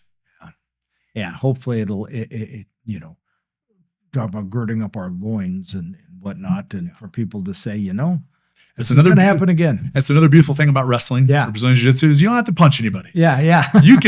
I got in so many, and this isn't a brag on me. This is a brag on wrestling and Brazilian Jiu-Jitsu. I got in so many situations where I could just gently, somebody freaking out, trying to do, you name it. And I could just gently take them to the ground, make them put their hands behind their back. They never got hurt. I never got hurt. It never got chaotic. They tried to make it chaotic and it couldn't be. Yeah. So if you train and you know what you're doing, somebody walks into your church and starts doing something, they're going to get put on the ground really quick and you can do it without even hurting them. Yeah. It makes several years ago, they said, they shouldn't be doing these moves and stuff to police. And it's like, I thought the opposite. Absolutely. Just what you said. Cause it's like, yeah, they're saying police shouldn't be allowed to choke people. I'm like, you want me to choke you? Yeah. You're going to wake up with a tiny headache and you're going to be in handcuffs. Yes. Like in corrections, I had to do that. And you put someone to sleep. They were trying to hurt somebody else. They're trying to hurt themselves. They were trying to hurt me. They got put to sleep. They woke up in handcuffs, no injuries, no nothing, their life was never in danger. Yeah. Blood got cut off for a little bit. They went to sleep. Yeah. They woke up. Everything was fine. Yeah. And you can't strangle or you can't put your knee in this place or that place. It's like, and now you're watching in use of force situations, police, just like I was in that situation that I said, terrified. Yeah, you're sitting there and you're like, oh my gosh, what can I do? How is this going to be interpreted? What am I? And you're thinking about all these things you shouldn't be thinking about. Yeah. And Last Samurai, the guy goes, too many mind. Yeah. Because he's losing the sword fight. He goes, too many mind. You're thinking about too many different things right now. Yeah. And law enforcement is stuck in that situation right now where you're seizing up because information overload and you're trying to make all these decisions knowing that there's all these consequences. And you're seeing a lot of cops now, they just sit there and they're not doing anything. Yeah. I know my department chief's not going to have my back. I know the politicians here want my gun. Yeah. So what am I going to do? I'm going to sit here and do nothing. Or I'm a private citizen and I'm going to help on the subway like Daniel Penny in New York. Yep. And now you're using your entire life savings and probably a lot more. Just to defend yourself. And it's like, if he would have spent 6 more months doing Brazilian Jiu-Jitsu, he would have known just how long he would know what it feels like when somebody goes limp. And he would have known when to let go, But guess what? We need more men like him to be men and to not be adult boys. Yeah. So what help us with this, which is a good way to end, help us get not to be adult boys. Yeah. What good pointers do you have you mentioned about, some combat sports, you mentioned about getting into church. Yeah. Yeah. I would say, the biggest thing, I could never be a good father if I hadn't. I could never be the father that I am today, and I'm a very broken, fractured man and a bad dad sometimes, right? But if I didn't know God as a father, none of my life would make sense. And we can give all these prescriptions for what men should do in these times, and they need to train and they do all those things. But I'm telling you, if you do nothing else, understand that God's a father. And if you understand that, the rest of it will fall in line. And if you understand the only way to get to him is through Christ, that's the best way to end anything that we could talk about, right? All these prescriptions, all these things that we can say and do, and find out that God's a dad. And if you find that out, the rest of your life will fall into line in the way that it should. Doesn't mean it's going to be easy. It's going to be hard, but your dad's going to help you overcome it. Micah Goodman. Yeah. Thank you so much. Appreciate you, sir. Yeah. Thank you for joining the Patriot Feed. This has been my pleasure. This has been amazing. Thank you guys. Very good.